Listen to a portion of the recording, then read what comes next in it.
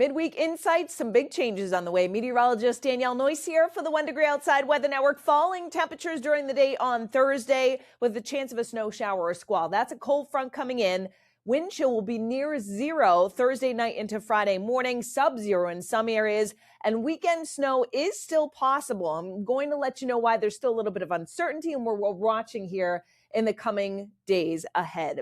Current estimated snow depth has been chipped away at with some of the warm air across the country. So yes, the Intermountain West, the Northern Plains, the Midwest, kind of the jackpot zone here in the Upper Peninsula of Michigan and downwind of the Great Lakes. For us here at home too, with this mild air in place, we've seen a lot of melting occur, but still a great snowpack across much of far western and northern New England. And we're getting back into the cold. The snowmaking is ongoing and there'll be additional snowfall, just nothing major or significant in the coming days. That said, we've got everything outlined for you in our SnowSports discussion, which we update 2 times a week.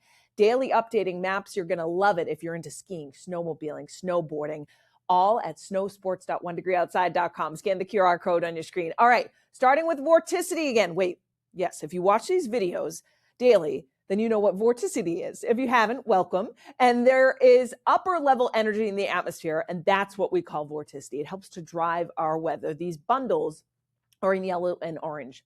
But there's 2 other things I want to talk about today: long wave patterns and short wave patterns. What does that mean?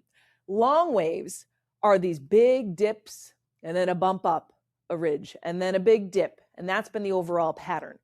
But these little pieces of energy that rotate around them, those are called short waves. So here's that long wave pattern: dip, ridge, and there's that dip, but multiple disturbances coming by. So we've got one that comes through, yes, during the day on Thursday. Colder air comes in, we get a little bump up, so a brief quiet period on Friday. Then look at this, several disturbances and upper level energy rotating through Friday night into Saturday. Then another system rounds the bend, taps the Gulf and the Atlantic. Another one comes in on Sunday, and then lasts into the start of next week, and yet another waiting in the wings for later Monday into Tuesday. So fast moving disturbances, but multiple areas to keep an eye on. And how all of these interact, how strong they are, the placement of them, that has implications on our storm placement. Who sees rain, who sees snow, how far west the storms are. And that's why there's a little bit of uncertainty heading into the upcoming weekend. That said, there's a blast of cold air that comes in. So I want to show you that on Saturday, we're sub-zero in the Northern Plains. And this cold front comes all the way back down into central Florida. So, for the Gulf Coast, with highs only in the 50s and 60s all the way back down to central Florida, some mornings that will start in the 20s and 30s. That's significant for the southeastern United States. We get back into the colder air on Sunday after being cold Friday, coming back up a little bit for the weekend, then the cold blasts back in and will be with us for much of next week. And we talked about that in pattern predictions. So let's zoom in, talk about how this is going to impact your day-to-day, right? Our Thursday morning starts with some scattered rain showers. Notice it's a mild start for our Thursday morning. And then during the course of the afternoon, colder air comes in from west to east, and that's the cold front. So a scattered downpour, a shower comes in, northern New England and western New England. Look at this, dropping through the 20s by the afternoon. And as that cold front comes in, we may get a scattered snow shower or squall. Notice there's like little blues showing up here, there. Think of it like summertime thunderstorms, right? Very hit or miss, but they may drop a quick coating. And notice that by the late afternoon and evening, we're right around or below freezing, even in eastern New England. So any of that moisture on untreated surfaces will freeze. So some localized slick spots. What you'll see Thursday evening and night too is the wind kicks up as that Arctic air comes in.